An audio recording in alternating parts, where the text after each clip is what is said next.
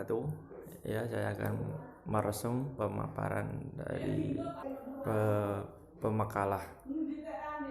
Ya, sebelumnya perkenalkan, nama saya Fahru Riza, NIM saya 1820210038. Perdagangan Syariah.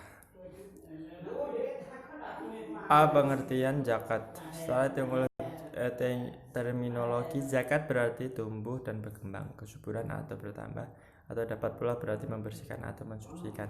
Secara etimologi, zakat berarti sejumlah harta tertentu diwajibkan oleh Allah untuk diserahkan kepada golongan yang berhak. Di samping mengeluarkan sejumlah ini sebagai infak dan sedekah, zakat merupakan salah satu ciri dari sistem ekonomi Islam, mengingat zakat termasuk salah satu implementasi asas keadilan dalam Islam. Ada 6 prinsip zakat, menurut mana di antaranya adalah prinsip keyakinan, prinsip pemateraan, prinsip keadilan, prinsip produktivitas, prinsip penala, prinsip kebebasan, dan prinsip etika dan kewajaran. Dan yang B, sejarah zakat. Para pemerintah Rasulullah SAW, pemasukan negara berasal dari zakat harta, zakat benda, perdagangan, peternakan, pertanian. Berdasarkan banyaknya jenis harta yang dizakati, maka ditetapkanlah prinsip-prinsip umum terkait dengan kewajiban zakat. Batasan-batasan beserta syarat-syarat yang harus dipenuhi antara lain zakat jiwa atau fitrah, benda logam yang termasuk dari emas, perak seperti uang koin atau dinar dan dirham, perkakas, ornamen, dan bentuk yang lainnya. Dan 3 binatang ternak meliputi unta, domba, kambing, dan lain sebagainya. Dan yang keempat, berbagai jenis barang perdagangan. Dan 5, hasil-hasil pertanian dan buah-buahan. Nomor 6, barang temuan atau barang yang ditinggalkan oleh musuh dalam peperangan. Di masa ini zakat menjadikan pemasukan utama.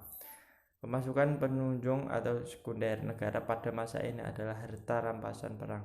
Hal ini terjadi dengan turunnya wahyu tentang pembagian harta rampasan perang dalam surat Al-Anfal pada tahun keempat pendapatan negara masa sangat kecil. Harta rampasan pertama kali diperoleh dari Bani Nadir, salah satu suku di Madinah yang melanggar perjanjian Madinah dan mencoba membunuh Rasulullah SAW. Orang non-muslim yang tinggal di Madinah dikenakan pajak jiwa.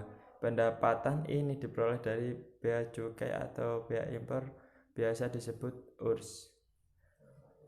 Berlaku bagi para pedagang yang berasal dari luar Madinah yang ingin melakukan perdagangan di wilayah Madinah yang dilakukan setahun sekali. Ada beberapa pemasukan lagi pada zaman ini, yaitu berasal dari harta tebusan untuk para tawanan perang, pinjaman-pinjaman dari para sahabat, harta karun, temuan, harta kaum muslimin yang ditinggalkan tanpa adanya ahli waris, harta benda yang diberikan untuk kepentingan perjuangan umat muslimin, iuran dengan jumlah tertentu dikenakan kepada muslimin yang mampu, dan bentuk lain sedekah seperti kurban dan denda. B. Pada masa Abu Bakar As-Siddiq, Abu Bakar ketika terpilih menjadi pemimpin dalam keadaan yang miskin, kebijakan Khalifah Abu Bakar mengikuti apa yang telah dilakukan Rasulullah SAW. Pada masa Abu Bakar, pemerintahnya fokus pada jihad fisabilillah karena hal tertentu.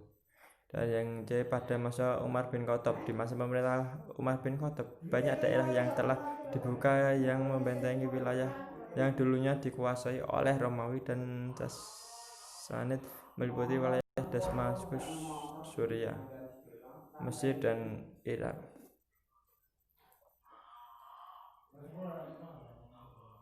Dan D. Pemerintah Utsman bin Affan, pada masa pemerintah Khalifah Utsman bin Affan, pemasukan negara berubah bagaimana Khalifah sebelumnya. Di sini kekuasaan Islam semakin luas. Pada 6 tahun pertama kepemimpinannya, Bal, Kabul, Kerman, dan Sistan telah ditaklukkan. Dan yang ke masa pemerintah Ali bin Abi Thalib. Masa pemerintah ini sistem penerimaan terbesar terdapat dari jizyah dan qaraj. Adapun zakat menjadi sumber penerimaan negara sekunder. Dan selanjutnya sejarah zakat di Indonesia. Zakat menjadi satu sumber dana untuk pengembangan agama Islam ketika satu persatuan distribuan tanah ini dikuasai oleh Belanda. Pemerintah kolonial mengeluarkan nomor 1892 tanggal 4 Agustus 1893 yang berisi kebijakan pemerintah kolonial mengenai zakat. Negara Indonesia tidak didasarkan pada ajaran suatu suatu agama, namun falsafah negara kita dan pasal-pasal UUD Negara Republik Indonesia memberi kemungkinan kepada pejabat negara untuk membantu pelaksanaan pemungutan zakat dan pendayagunaannya. NC Lembaga Pengelola Zakat di Indonesia mengelola zakat diatur berdasarkan Undang-Undang Nomor 38 Tahun 99 tentang pengelolaan zakat yang lalu diikuti dengan keputusan Menteri Agama KMA Nomor 5581 Tahun 1999 tentang pelaksanaan Undang-Undang Nomor 30 dan keputusan Direktorat Jenderal Bimbingan Masyarakat Islam dan Urusan Haji. D. Pendistribuan zakat dalam Quran Surat At-Taubah Surat 9 ayat 60 telah dijelaskan tentang orang-orang yang berhak mendapatkan zakat. Dalam ayat tersebut ada 8 kelompok yang berhak memperoleh zakat, yaitu fakir dan miskin, amil, riqab, mu'alaf, gharim, fisabilillah, dan ibnu sabil. Dan yang terakhir yaitu strategi dan kendala pengembangan lembaga amil zakat. 1. Strategi pengembangan. Ada zakat perlu disosialisasikan bukan pada wilayah keagamaan saja, tapi juga di lembaga pendidikan agama maupun umum. B. Menjelaskan ke masyarakat bahwa zakat tidak sekedar mendapat pendekatan agama, tapi juga sosial, budaya, dan politik. Dan C. Koordinasi antara lembaga zakat perlu ditingkatkan. Keberadaan UU yang telah dibuat pemerintah memberikan peluang bagi masyarakat untuk membuka lembaga zakat sebanyak-banyaknya. Kendala-kendalanya yaitu masih ada masyarakat yang memahami bahwa zakat bukanlah merupakan kewajiban dan pelaksanaan dapat dipaksa. Zakat kadangkala disamakan dengan pajak sehingga dijadikan legitimasi. Dan di Indonesia telah banyak zakat namun terasa mengkomodasi sumber-sumber zakat. Dan yang terakhir yaitu keberadaan UU zakat pada saat ini belum sepenuhnya diimplementasikan. Ya, mungkin itu saja resumen dari saya. Kurang lebihnya minta maaf. Wassalamualaikum warahmatullahi wabarakatuh.